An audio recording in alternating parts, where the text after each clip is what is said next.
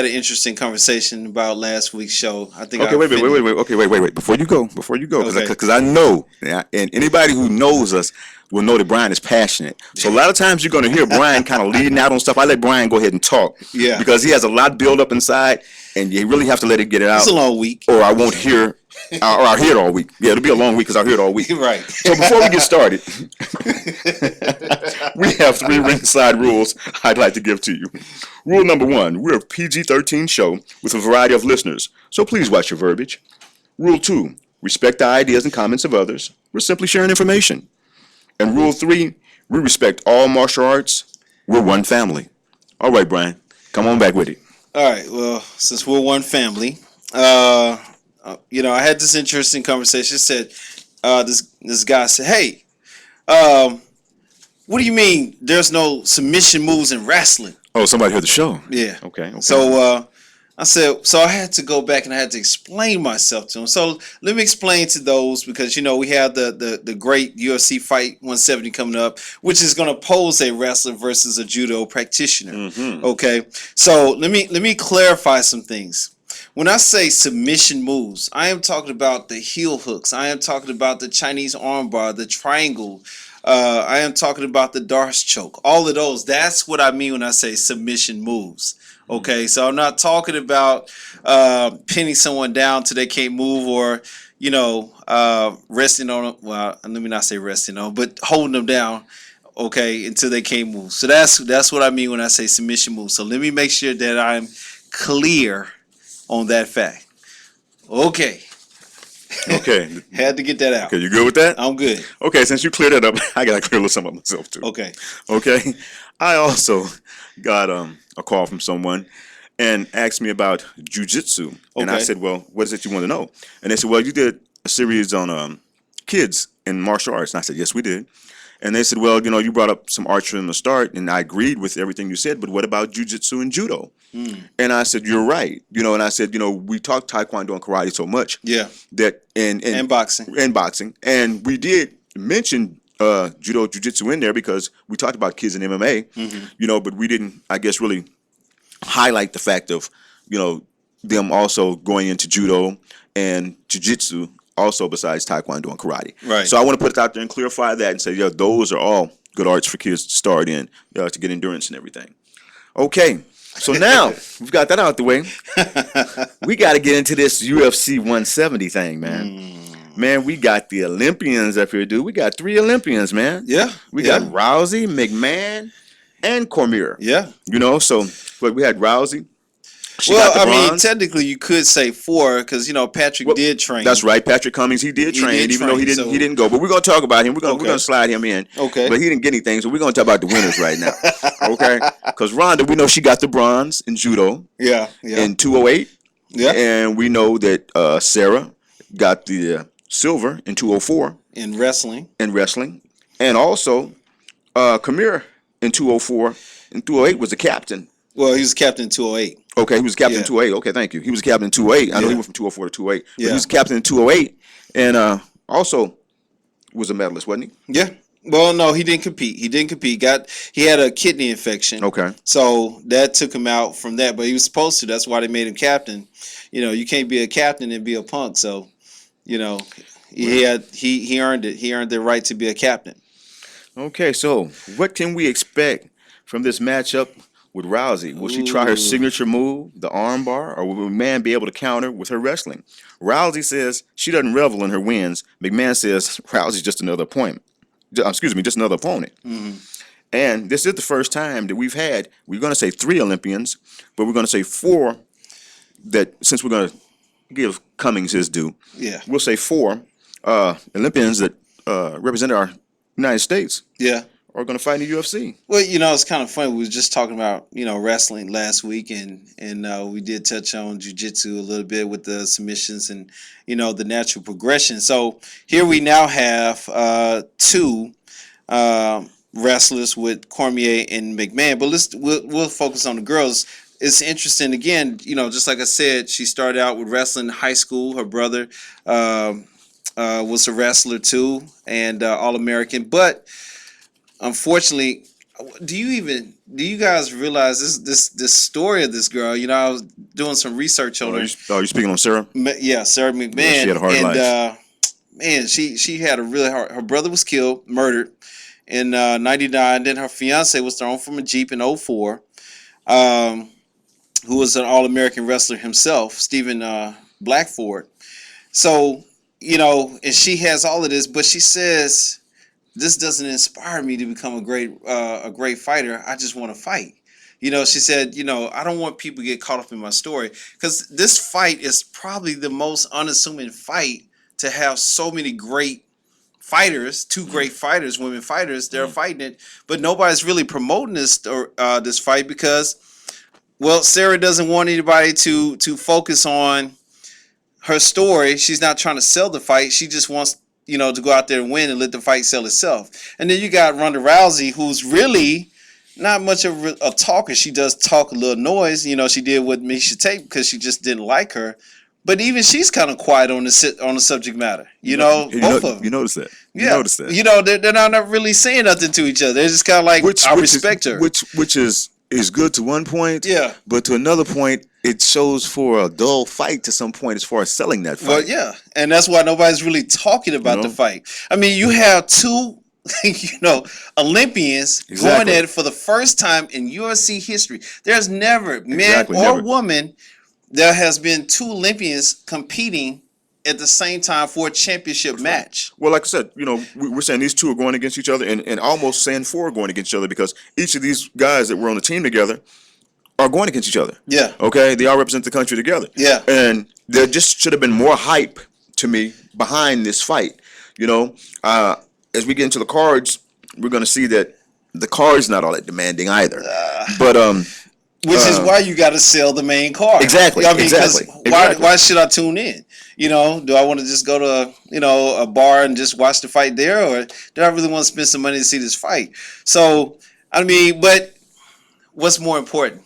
Is it the class? Because if these two girls go out and start talking noise to each other, then we're going to say, well, look at how they acting. They acting all stupid. But now they're acting classy, and now we're not happy because now the fight is boring. They haven't even fought yet. You know, it's kind of dang. You know what I mean? It's dang if you do it, dang if you don't to me. But Yeah. you know, I kind of take the Chael Sonnen approach on it. Okay. You know, you got to admit he might get in there and he might get beat down and he might win a few. Yeah. But one thing, you're not going to stop his mouth. Yeah. Okay, he is definitely a salesman.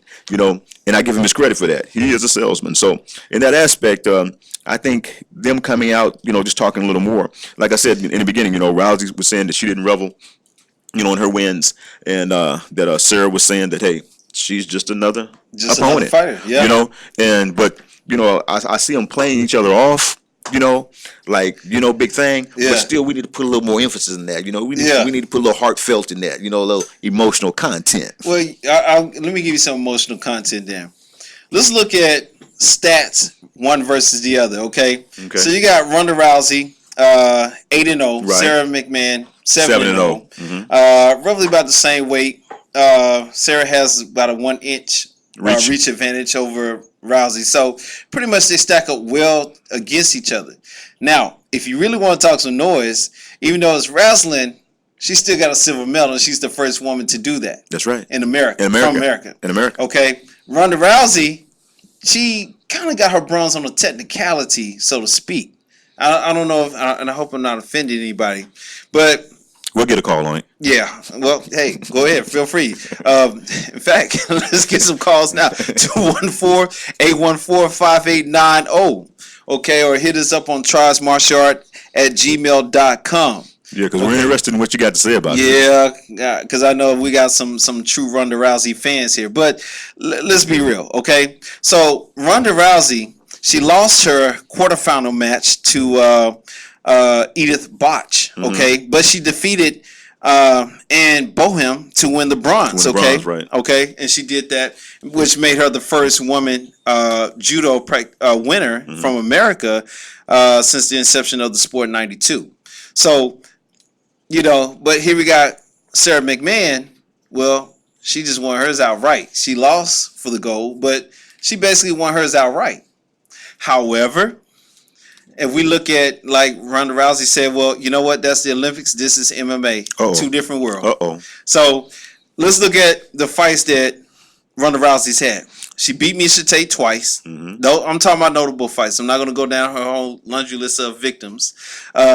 She beat Liz Carmouche, and everybody pointed to that fight as okay. So now we see some of her Achilles heel start to show, because Liz was winning the fight till she made that fatal mistake.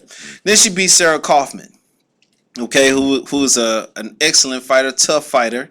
Okay, and I'm pretty sure we're gonna see more of her. She's highly respected in the women's MMA. Okay, so let's look at Sarah McMahon. Okay, McMahon has fought and beat Sheila Gaff and Shayna Baszler. Okay, who is a decorated women's MMA champion too. But here's the difference.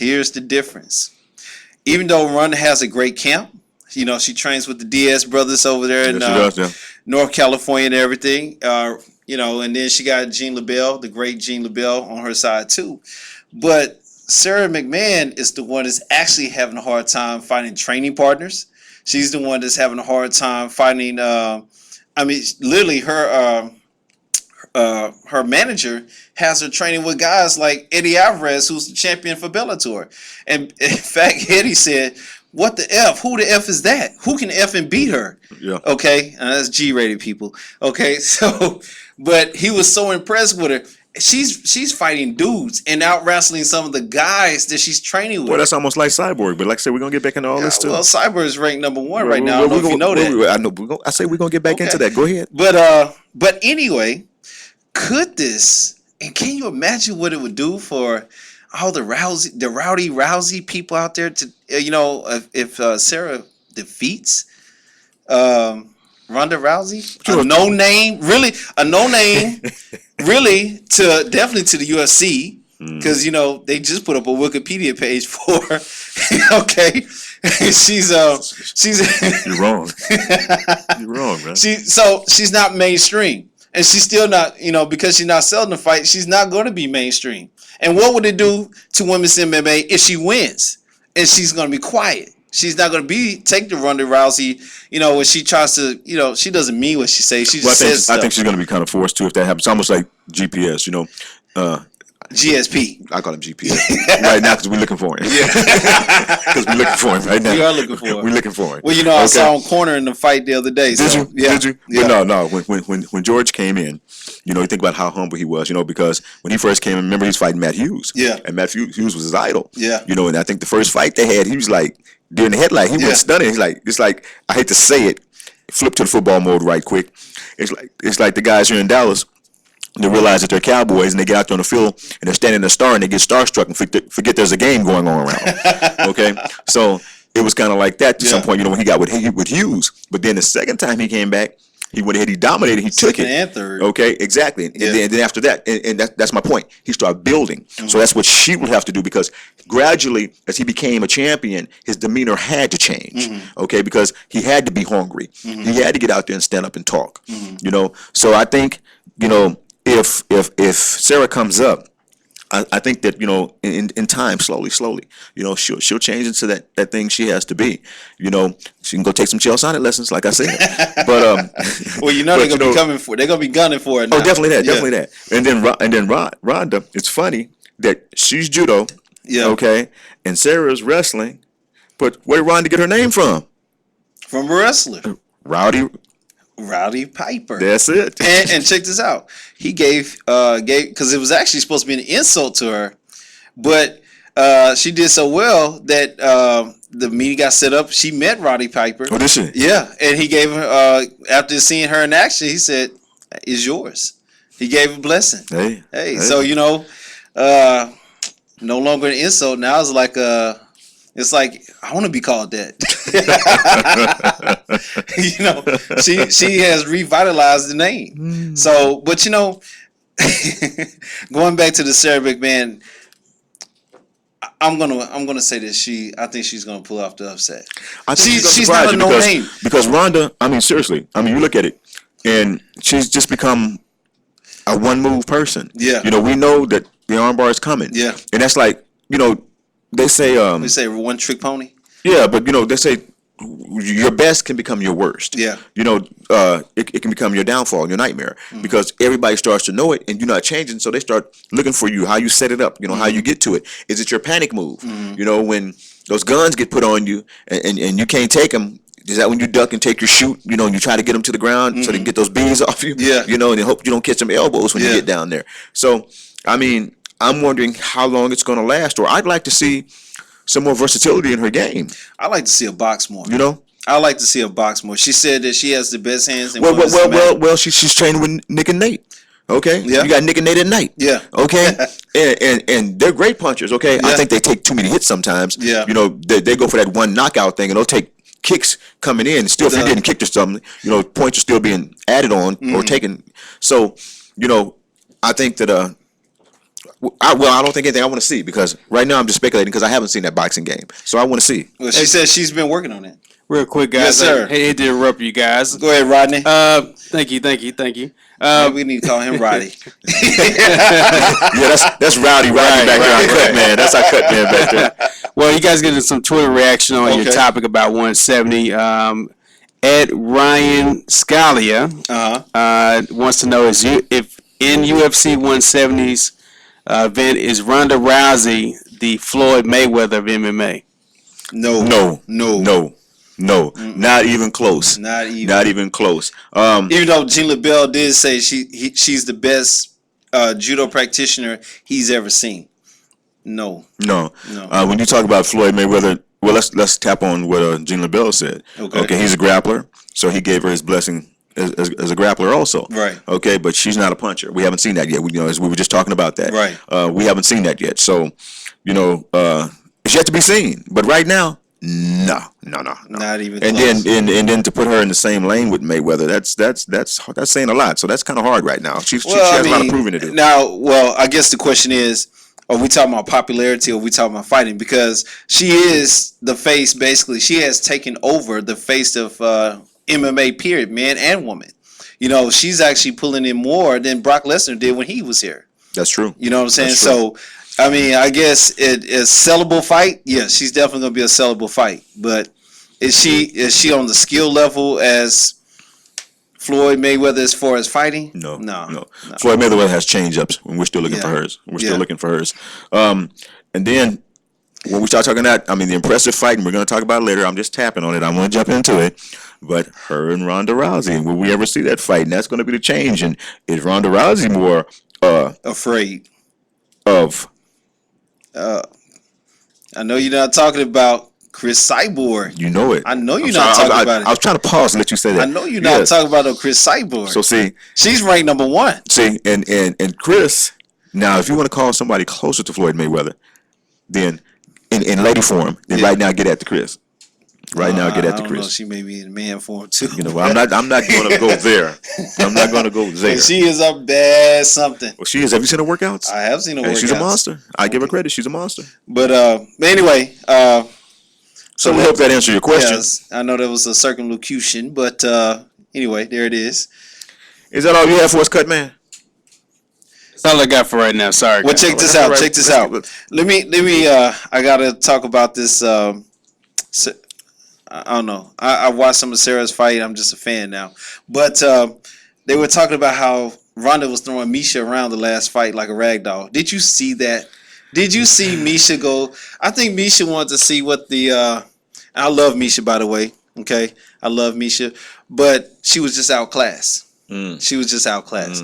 That's a good way to put it too, though. Yeah, that's a good way to put it. I mean, let's just call it what it is. She was outclassed. She's a dynamic fighter, right? But she was just outclassed. You know what I'm saying? She tried to play. In fact, her coaches were saying punch, but she tried to wrestle with her. She tried to grapple with her, and she played that game, and that's how she really got thrown around too. But you really did see Ronda throw any hands, and that's what I want to see.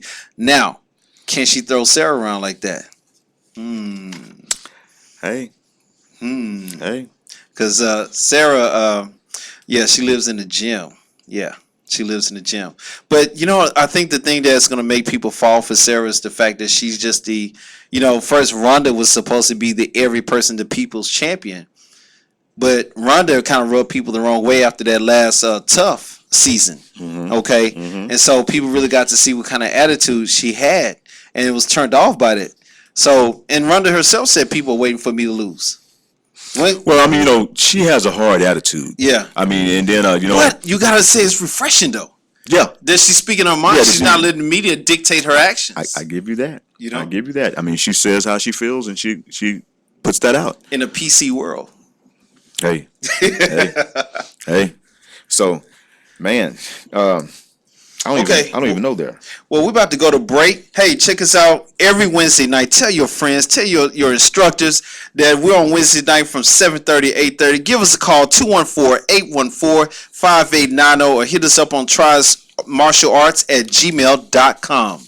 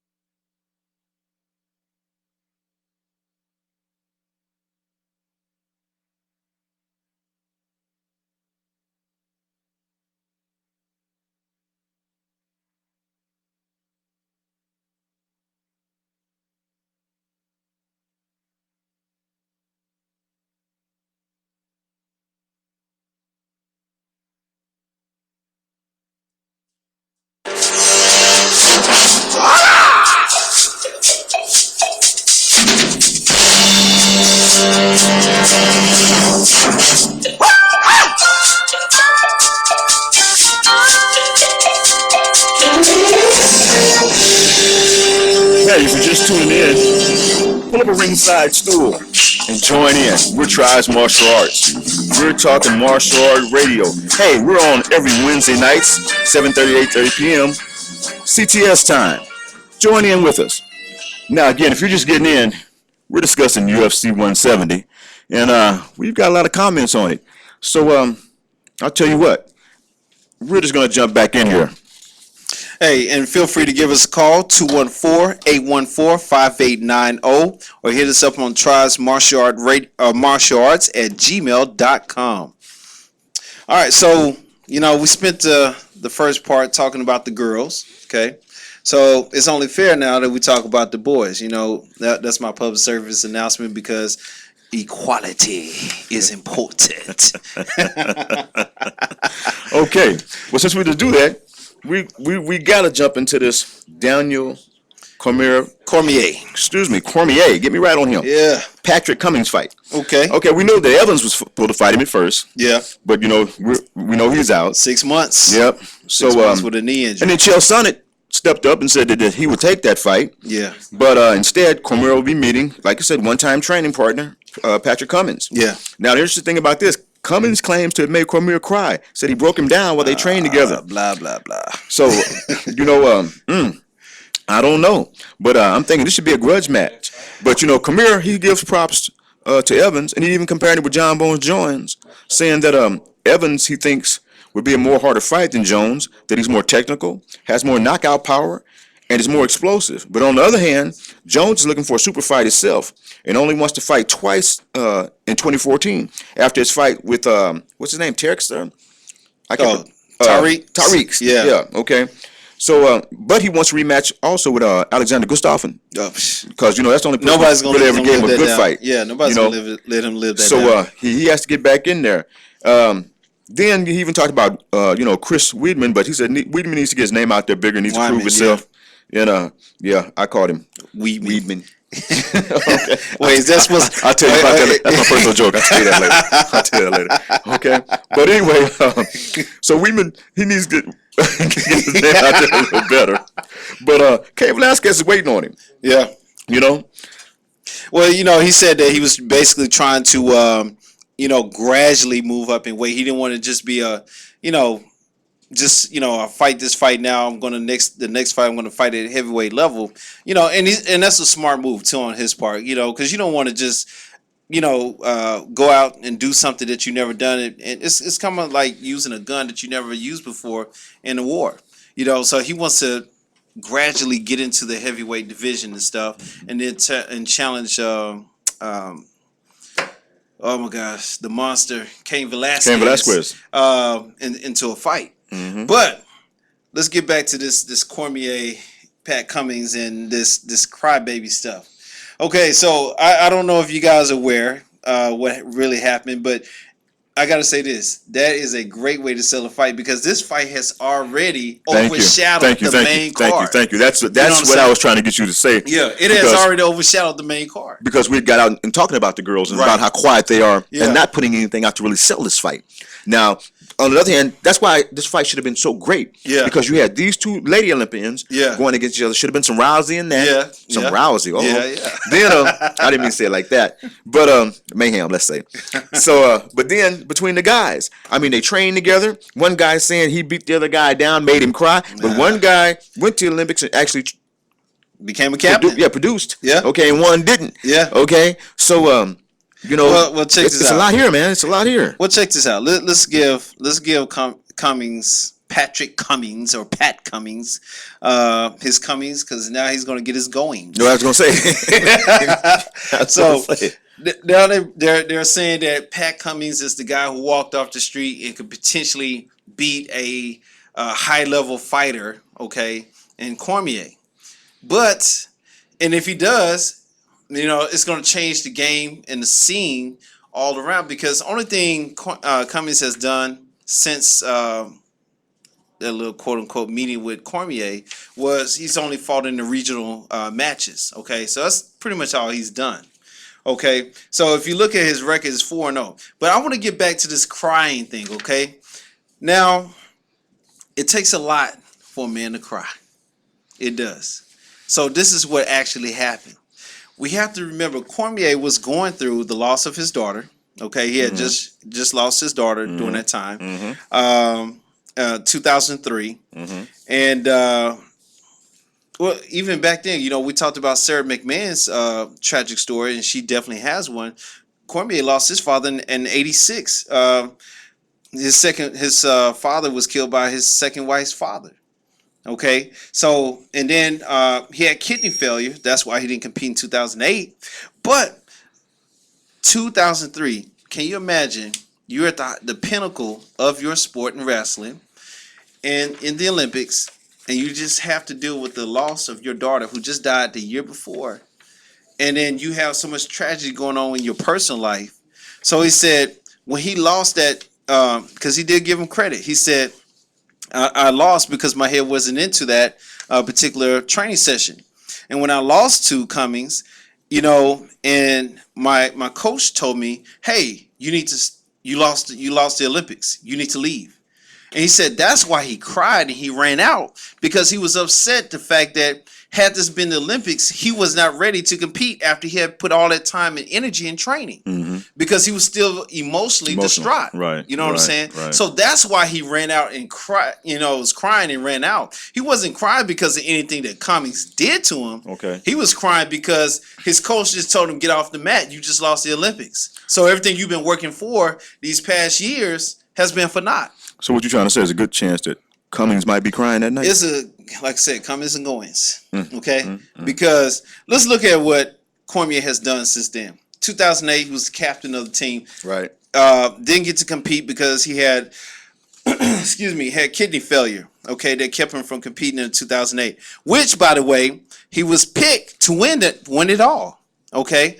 Now, he's beaten Roy Nelson, Frank Mir, George Barnett, Antonio Silva. In fact, he knocked him out, by the way. Won the Strikeforce Grand Prix heavyweight division. Okay. And by the way, when he started that, he was just 8-0. No one even knew who he was, but they know who he is now. And now he's one of the top ranked fighters in the MMA world. Okay. And needless to say, if he had, the only reason why he dropped down to the weight class that he's in now, the 205, the light heavyweight, so it's because he said, I don't want to fight my training partner, my best friend, Cain Velasquez. We get to fight out, every week. So we know who's better and who's not. But get this. Sifu, this. What we do in the room stays in the room. And Cummings broke that rule. You don't go around popping off talking about what goes in the locker room. That stays there. Okay, which again, you know, what's done in Vegas, stay in Vegas. there you go. But Hi, Candy. but now we start to see that hey, money makes people sell out. And I don't know if you want to say that he sold out, but what do you think? You just said it all. Okay. I mean, honestly, I mean, what's more elaborate on that? I mean, you've kind of put it to the grind, you know, right there on that, and you've hit everything on the head. But you know, I still give Cummings a little credit, even though he jumped and he's trying to make it like Cormier cried. It's a seller. It is a seller. It's a seller. We talking about him now. It's a seller. Who was he before this fight? Exactly. Who was he? Nobody. He fought four fights in the regions that nobody even heard of. Okay, and he was making lattes for $8 an hour. So lattes. So I mean, can you imagine if you didn't pay your tip though? Give him your tip. Oh, you was going to the ground. Man, no, he's gonna grind you up like coffee. But let's give him his props. You know, he was a walk-on, 2-time All-American wrestler at Penn State, and 2004 NCAA Heavyweight Division I runner-up. So let's give him his props. He obviously has skill to walk into a Division I school and become a top-level wrestler, make it to the Olympic tryouts.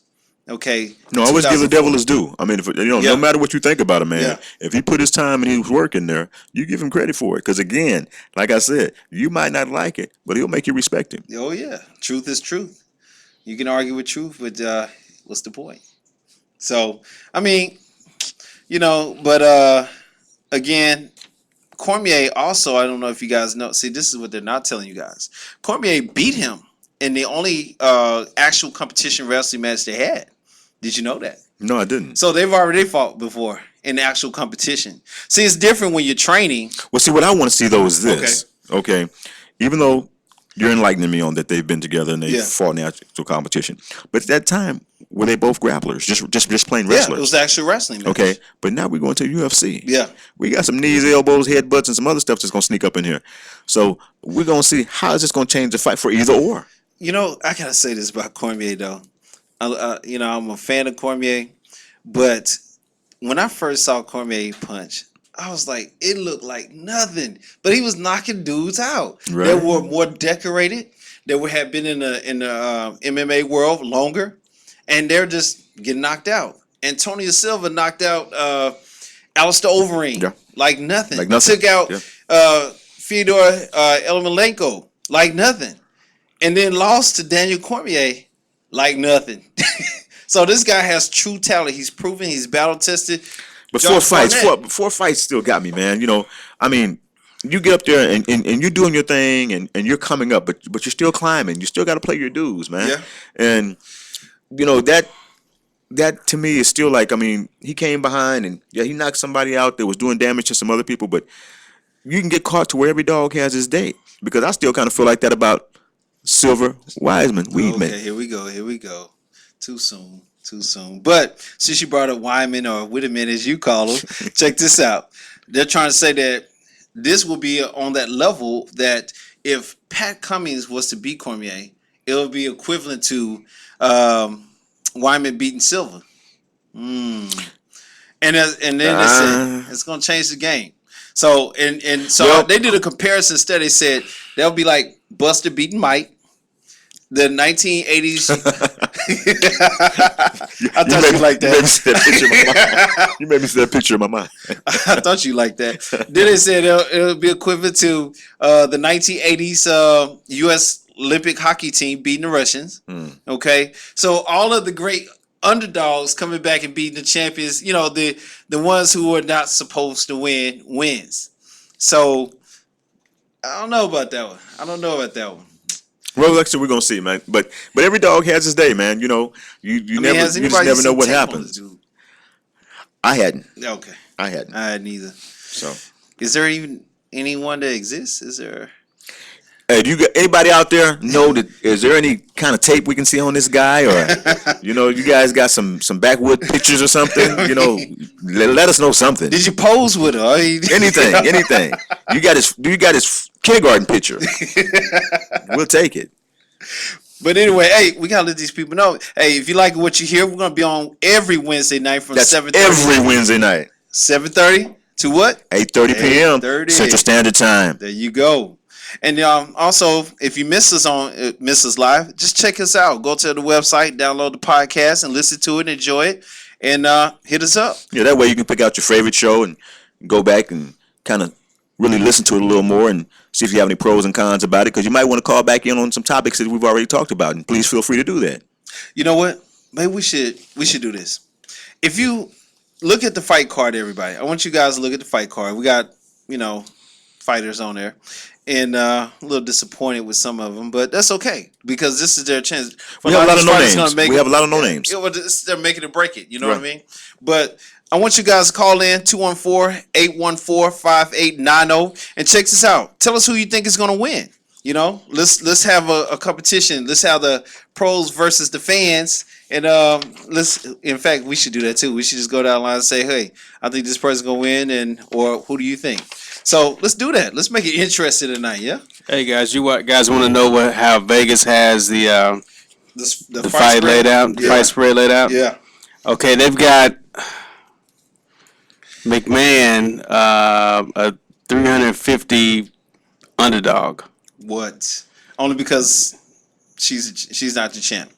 They've got Cummings a 775 odds underdog. Wait. Before you go to the next one, I gotta say this. I always go for the underdog, but I came for this one. But if I must pick an underdog, I would definitely go with McMahon and Cummings just because I want to be rich. Can you imagine the payoff that would be? Can you imagine that? Yeah, can you That's imagine? amazing. I just won the lottery. Okay, so you guys guess on McDonald and Maya. I'm gonna say Maya's the underdog. What about you? Yeah, I'm gonna say Maya's the underdog too. Maya is the underdog, but barely. Well, he's a great. I'm looking at the record. They're both in here pretty close, but well, Maya's a great grappler, but Roy has hands. What they give him on his numbers? Plus 240 for Maya and minus 280 Okay. for the other guy. Roy McDonald. Yeah. Roy was supposed to at one time, and we'll talk more about Roy and Damian in a little bit, but Roy is supposed to, that's GSP's training partner, and he was supposed to be the next GSP. In fact, they wanted to, try to get them to fight. Hey, since you're talking about GSP, let me cut in on something just for a minute. Go ahead. Because there's still controversy over GSP Hendricks fight. Yeah. Chael Sonnen says GSP wins the fight over Hendricks 3-2. Mm-hmm. He said he was beat up. Yeah. But he won the war. Okay. Okay, but what we're trying to see is GPS burned out like his good friend David Lawanda the Crow was? After his defeat to Rich Franklin 2-6 at UFC 56 by decision, he got cut from the UFC a year later. And he's been down ever since. Him and George hang together a lot. And I think they did a documentary. I can't remember what the real name of it was on David Lawanda, and his fall back on that. But just tapping in on him, just wondering, is he just burnt out?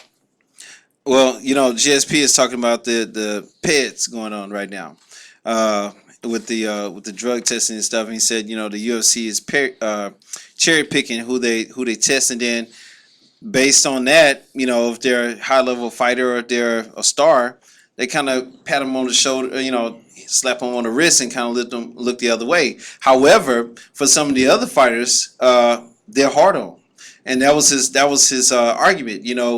Why are you really going after this fighter, but you're not going after this fighter? Because obviously the drugs is the steroids. Let me say steroids. Let me differentiate between recreational drugs like your girl Jessica I did, wrong state, but we'll get into that later, versus steroids or performance enhancement. Well, see, that's one of our problems right now, because in that, as we talk about the girls, and since you brought that, I'm gonna jump off the calendar for a minute. Okay. And the use of drug, has been a problem. That's supposedly Dana's problem right now. Tito Ortiz has stepped down as Chris Cyborg's manager because of the things he's going through with Dana. Tito says that he can live with Dana hating him, but keeping Cyborg out of the UFC because of him is not fair. And so he says Dana still accuses her of using banned drugs, says she isn't worthy to fight Ronda. So Tito says he needs to step up and quit downing her and either give her a test, put up, or shut up. Wait. I gotta say something about that.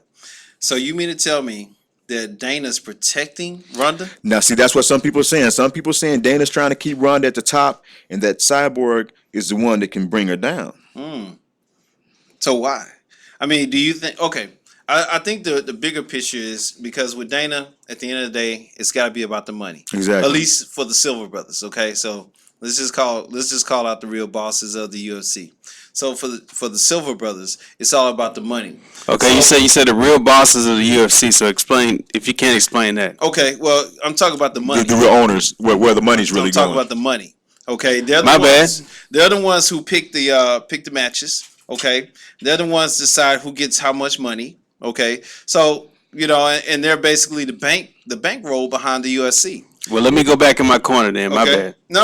You Come in the corner. That's all right. Any question, good question. You come up for a breath sometime. Because your question may be someone else's question. But so now get your glass of water and sit back and be quiet. Let us do this. All right.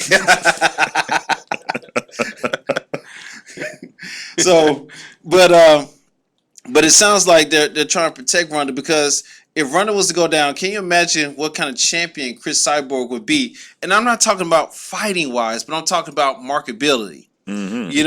Because Ronda's she's a bona fide movie star now. You gotta give her credit. She's modeling now. Yeah.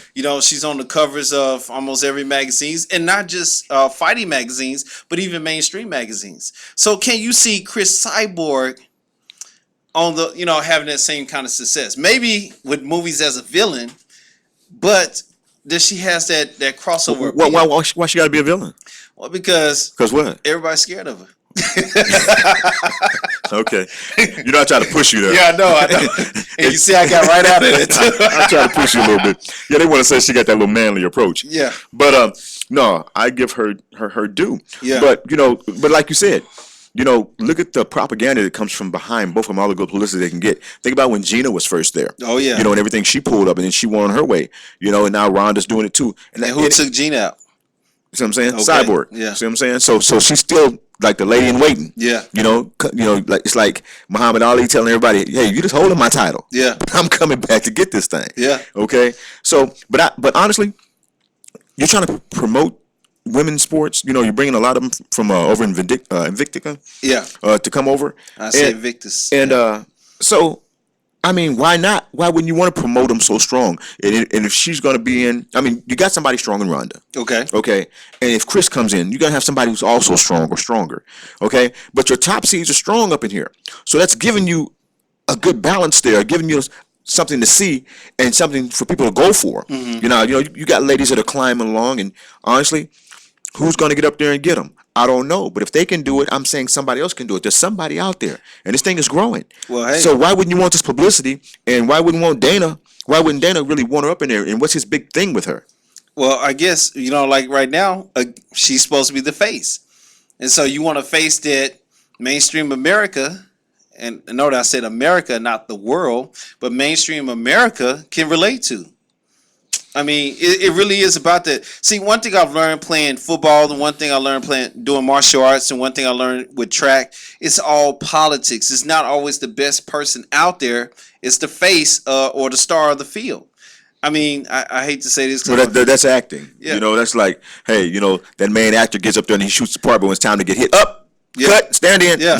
Okay. Yeah. And that other guy comes take that punch, and then we go back. We're selling that face. Yeah. Well, it kind of reminds me of I know I'm going to offend some of you old school people, but the Supremes. Diana Ross was not the best voice, but they picked her because of her looks. Mm-hmm. So not everybody who's the best always gets the lead. You know what I'm saying?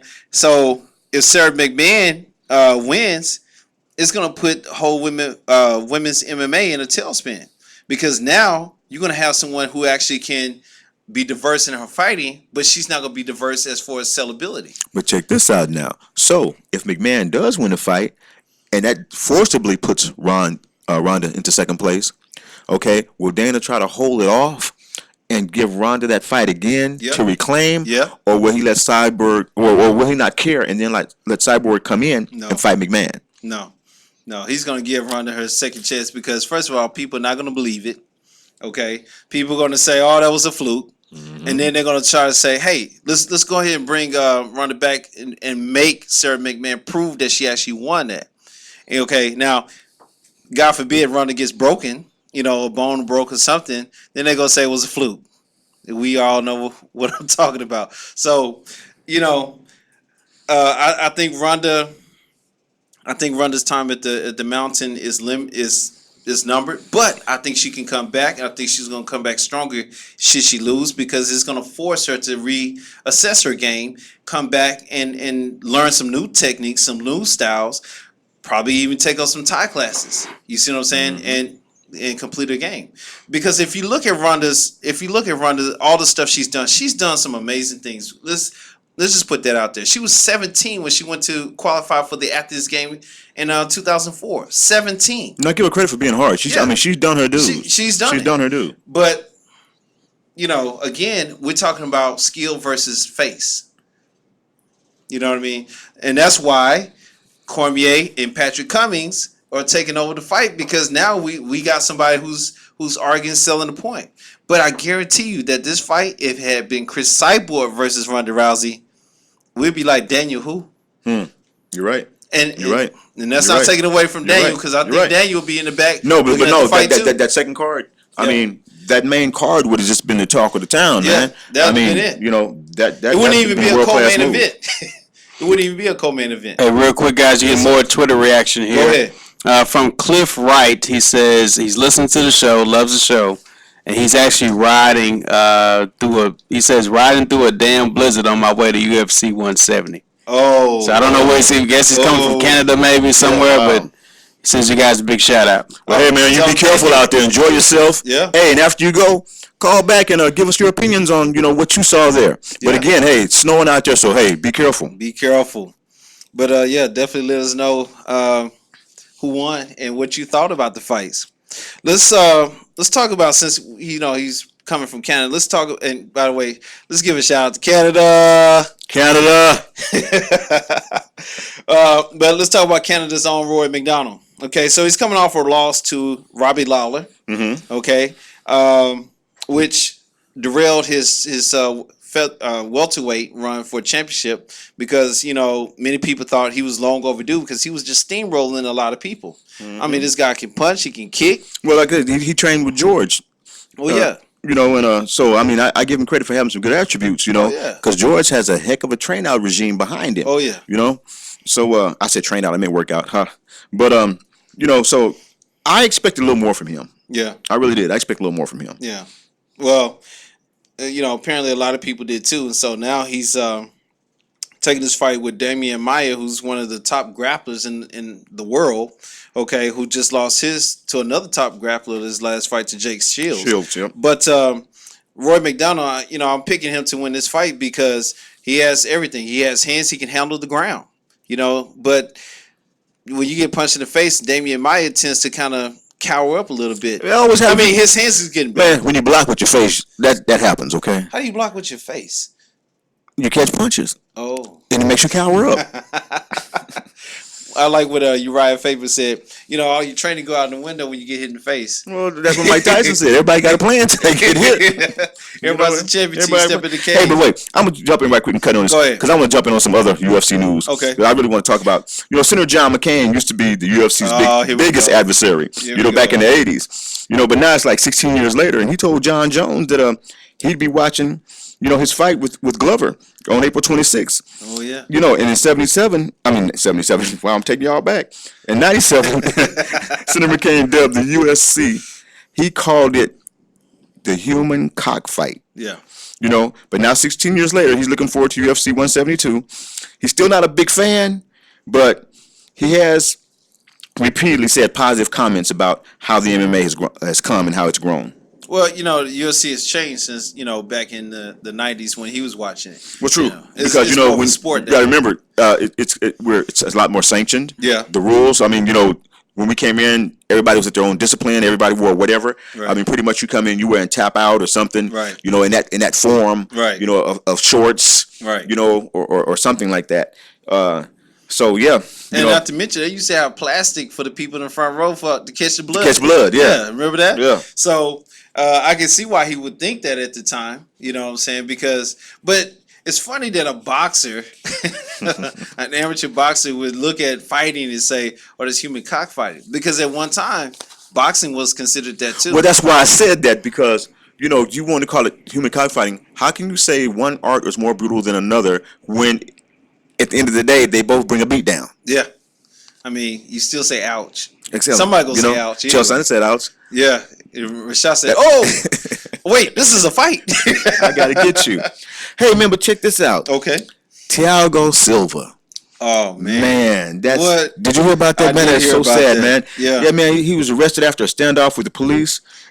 He got multiple charges, man. He got 2 counts of attempted felony murder, 1 count of aggravated battery with a weapon. But the defense opted to reduce the charges against Silva to 2 counts of felony aggravated assault with a firearm, aggravated burglary with a deadly weapon, and resisting arrest without violence. Went to his school with a gun. Yeah. You know. Yeah. Man. And then on top of that, you know, talking about a long bad day, Dana White terminated his contract effectively. Immediately. Yeah, he did. And I can't say that I blame him for something like that. No, because you have to be careful, and see, these are adults. Yeah. Okay, and this guy is a great fighter, has a lot of attributes behind him, but he's still human. Mm-hmm. So he went out here and his mind went somewhere else. Okay, and he acted totally, what we want to say, out of character. Yeah. Okay, but see, this relates back to that subject we had about kids in MMA. Right. You know, about turning on aggression and turning it off. If I got a grown guy over here and he has trouble turning his on and off, what does that really do to a kid? I just want to tap on that because that kind of jumped in my mind because somebody had asked me about that earlier too. Mm-hmm. Well, you know, I think we need to talk about that because, you know, same thing with football. You know, we talk about the Richard Sherman situation. You know, catching somebody after a match or after a game, and they're not going to say all the things that you want to say or hear, you know, that's PC, but they are going to give you some great sound bites. Mm-hmm. But the thing is, once you're a fighter, your mindset, some people have these clicks. You know, I hear people talk about, man, I just went black, or I just blacked out. I don't even know. I saw red, man. All I saw was red. Yeah. So, you know, and sometimes it is difficult to turn it on, turn it off in, you know, regular, you know, civilian society. Well, see, you gotta think about this too, as aggression goes, because as we are fighters, okay, we know when we feel keyed up inside, we go to that bag. You know, we take the frustration out on that bag. Right. You know, so at the end of the day, or Bob, I'm glad we have the bag or Bob to go take that on. So nothing goes home. You know, and hopefully, you know, you let all the energy out. You're in there with the guys. You have good camaraderie and what have you, and you let that out in a positive way. You know, versus going back, you know, grabbing a weapon and doing something crazy. Right. Because if you're a fighter, you have that monster in you. Mm-hmm. That monster's there. Yeah. And you have to learn how to contain him. Yeah. And sometimes, you know, especially with somebody being disrespectful or even challenge you to a fight, you know, you got to walk away from that. You got to learn how to say, you know, I know I can take this person, so why do I need to prove it? You know, I always tell people, you know, 3 times a week I get to see how bad I am. 3 times a week I get to see how bad I'm not. There it is. You know what I'm saying? I don't need to go outside and prove that. There it is. You know what I mean? There it is. But hey, we got to tell people, we got to tell people about the show. We got to keep them coming back every Wednesday night from 7:30 to 8:30 p.m. Central Time. That's right, Central Standard Time. And, hey, please call in 214-814-5890 or hit us up on trialsmartialart@gmail.com. So, I guess we're coming to the end of our... We're coming to the end of the show? Of our show. So, man. But let's go back over this. Let's recap. So, who you picking? I'm picking Sarah McMahon over Ronda. Who you got? You know what? I'm going to go with the underdog. I'm going to take her. Okay. And I'm going with Cormier over Cummings. Yeah, I'll do that too. Okay, I got Roy over Damian Maia. I'm with you there. Okay, and I got Mike Powell over TJ. Okay. All right. So anyway, we'll see you guys next Wednesday night, 7:30, 8:30. And hit us up on Charles Martial Radio at gmail.com. At gmail.com. Hey, and call in, because we want to know what you thought about 170. So we'll be looking forward to hearing you. Next week.